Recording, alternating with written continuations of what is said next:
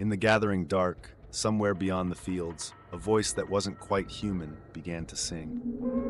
Jeremy closed the shutters, but the sound crept through anyway. It was going to be a long night, and he had a feeling it was only the beginning. His hand brushed against the disassembled pieces of his gun as he unpacked. Standard procedure would be to reassemble it now, to have it ready. But something told him modern weapons would be useless against whatever waited in the darkness beyond his window. This assignment would require a different kind of preparation. The singing grew louder, and somewhere in the barn below, something answered. Davy's last words echoed in his mind. Find out what's happening, but don't trust anyone. But as the darkness deepened and the inhuman melody wound through the night air, Jeremy wondered if his handler had known exactly what he was sending him into, and whether he would survive to report what he found.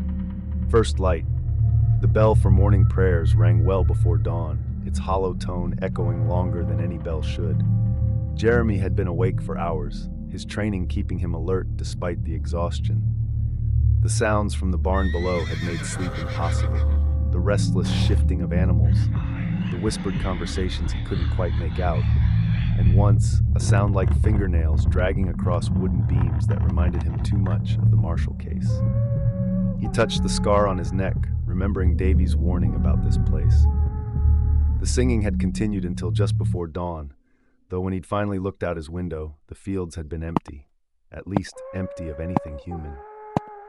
The morning air bit through his borrowed clothes as he descended the barn steps. Dark trousers, blue shirt, suspenders, and a broad-brimmed straw hat that marked him as semi-Amish. His boots found each creaking board by memory, a skill honed through years of undercover work. No one had told him where to go, but he could see lantern light spilling from the main house windows. You're early. Miriam's voice startled him, the first time anyone had managed that since his special forces days. She stood in the barn doorway, holding a lantern that cast strange shadows across her face. The light caught her eyes in a way that made them seem to hold their own inner glow. Most new hands sleep through first bell. Couldn't sleep, Jeremy admitted. It wasn't a lie, though it wasn't the whole truth either. His training had taught him to be careful with lies, mix them with truth when possible, keep them simple, and before he could press further, she opened the door to the kitchen. Warm air washed over them, carrying the scent of fresh bread and coffee, a rare concession to English habits, he noted. 3 women worked at various tasks, their movements coordinated like parts of a well-oiled machine. The eldest, her face lined with years of sun and worry, looked up as they entered. Her eyes were identical to Miriam's, but held something harder, something that had seen too much. "This is my mother, Sarah," Miriam said. "Ma'am, this is the new hand, Jeremy Miller."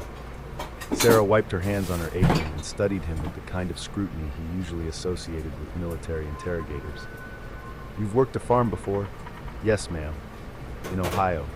Another carefully constructed lie backed by false references if anyone bothered to check. But something in Sarah's expression suggested she wasn't interested in his paperwork. She nodded, seemingly satisfied, though her eyes lingered on the scar. Breakfast after morning prayer. Miriam will show you to the men. The prayer room was crowded with the extended family and other workers, all kneeling on the hard wooden floor.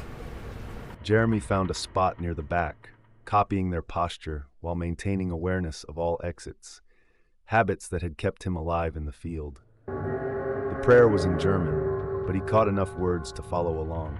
Then something shifted in the cadence, a deeper voice underneath the others, speaking words that didn't sound like any language he knew. He glanced around, but no one else seemed to notice, except Miriam. She knelt near the front, her shoulders tense, hands clasped so tightly a shadow fell across him. Miriam stood there, holding a basket of food. "Ma'am sent lunch," she said, distributing thick sandwiches wrapped in cloth. As she handed him his portion, her fingers brushed his. An image flashed through his mind. Miriam standing in a field at night, surrounded by tall figures with too many joints, her mouth open in a silent scream. The vision hit him with the same clarity as the premonitions he'd had during the Marshall case, the ones that had saved his life. He jerked back, dropping the sandwich. Miriam's eyes widened in recognition or fear, he couldn't tell which. Before he could say anything, a shout came from the far end of the field. "Fire! The wheat's burning!" They all turned to see smoke rising from the crops, despite the clear sky and wet morning. Abel and the others ran toward it, but Miriam grabbed Jeremy's arm. Her grip was stronger than it should have been, her fingers leaving marks that burned cold. "Don't," she whispered. "Look at the smoke." He did. The thick black columns twisted unnaturally, forming shapes that looked almost like letters in an alphabet he'd never seen. And in the heart of the flames, something moved, something that made his scar pulse with remembered pain. "What is that?" he asked, but Miriam was already backing away. "Death," she said. "It's reading them last rites." The fire died as suddenly as it had appeared, leaving a perfect circle of burned wheat. No heat, no embers, just blackened stalks arranged in a pattern that made his eyes hurt to look at. The design was similar to the one he'd seen carved into the tree, but darker, wrong somehow. Abel and the others returned, shaken. "Bad sign," one of them muttered. "Like before the others." He trailed off as Daniel Zook approached, his face set in stern lines. "Back to work," he commanded. "God's will be done." But as they returned to their tasks, Jeremy noticed how they all gave the burned circle a wide berth.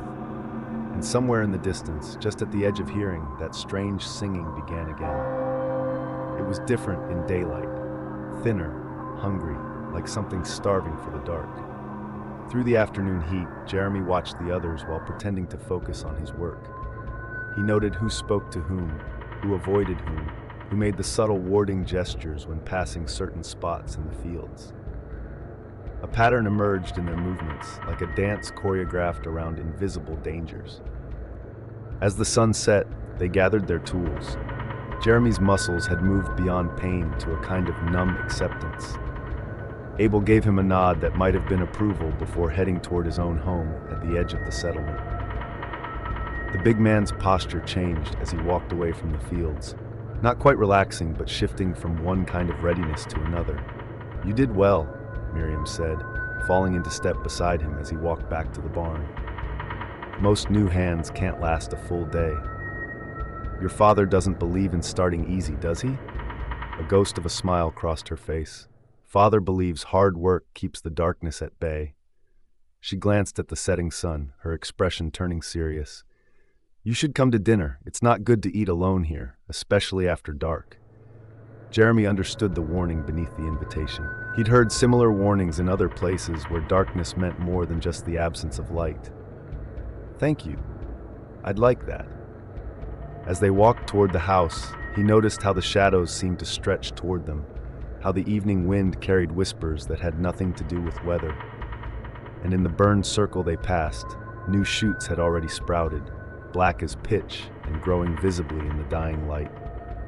Something was watching from the darkness between the wheat stalks. Jeremy felt its gaze like ice down his spine. First rule of undercover work: notice everything, react to nothing. But as night fell over the Lancaster Valley settlement, he wondered if the rules he'd lived by would be enough to keep him alive. The Marshall case had taught him that some rules needed to change when dealing with things that had never been human. Some threats required a different kind of vigilance. The scar on his neck throbbed as the first stars appeared, each pulse like a warning. In the distance, Samuel stood alone in a window, his small hand pressed against the glass. The boy's lips moved in what might have been prayer or something older. The long night was just beginning. Night watch, another time, another case. The Marshall House basement stretched before him, its Victorian architecture twisted by whatever had breached the boundary between worlds. The walls themselves seemed to breathe, ancient wallpaper rippling like living skin. 6 children's toys lay scattered across the floor, a doll here, a toy truck there, each marking where its owner had vanished. The scar on Jeremy's neck burned as he pressed his back against the cold stone wall. Handler Davy's voice crackled through his earpiece. "Do not engage. I repeat, do not." Static cut through, but Jeremy could still hear the desperation in his handler's voice. Davies had lost 2 agents already, their bodies never found. Only their earpieces remained, still transmitting that otherworldly singing. The thing wearing Emily Marshall's face, the 7th child, the last one, stood at the end of the hallway. Its smile was too wide, its movements too fluid. "They tried to force us out," it said, in a voice that echoed wrongly off the walls. "They thought technology and weapons could seal what was opened by choice. Would you like to see what happened to them?" The basement lights flickered, and in the strobing darkness, Jeremy saw shapes moving behind the child thing. Faces he recognized, the missing agents, the other children, all twisted and changed, caught between human and something else. Their mouths moved in synchronization, singing in a language that made his teeth ache. That's when he understood. The Marshall House boundary wasn't just broken. It had been corrupted by their attempts to force it closed. Some doors could only be sealed by willing guardians, not by technology or force. But that knowledge had come too late for the others. Present-day Lancaster Valley dinner at the Zook household was a study in carefully maintained normalcy. Jeremy sat at the long wooden table among 20 family members and workers, his training cataloging every detail, the practiced movements, the careful way they avoided certain topics, the tension hidden beneath routine. It all reminded him of that night at the Marshall house, when everyone had pretended not to notice the wrongness until it was too late. Every time the wind rattled the windows, heads turned slightly. When shadows shifted across the walls, conversations paused mid-sentence. Even the candles seemed affected, their flames bending toward the darkness rather than away from it. "Pass the bread, Miller?" Abel's deep voice broke through Jeremy's observations. The big man had warmed slightly after their day's work together, though wariness still lurked behind his eyes. Jeremy had noticed the way Abel positioned himself, always between the windows and the family, always within reach of the iron fireplace tools. As Jeremy reached for the bread basket, his sleeve pulled back, revealing the edge of his scar. Sarah Zook's eyes fixed on it immediately. "That's an unusual mark," she said, her voice carefully neutral. "Almost like farming accident," Jeremy cut in, tugging his sleeve down. "Back in Ohio." But he saw the look that passed between Sarah and her husband.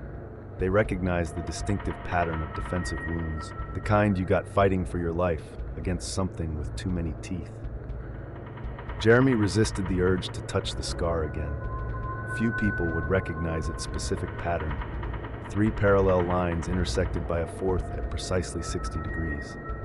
At Marshall House, they'd found similar marks in the basement walls, carved there by previous guardians as warnings. If only they'd understood their meaning sooner.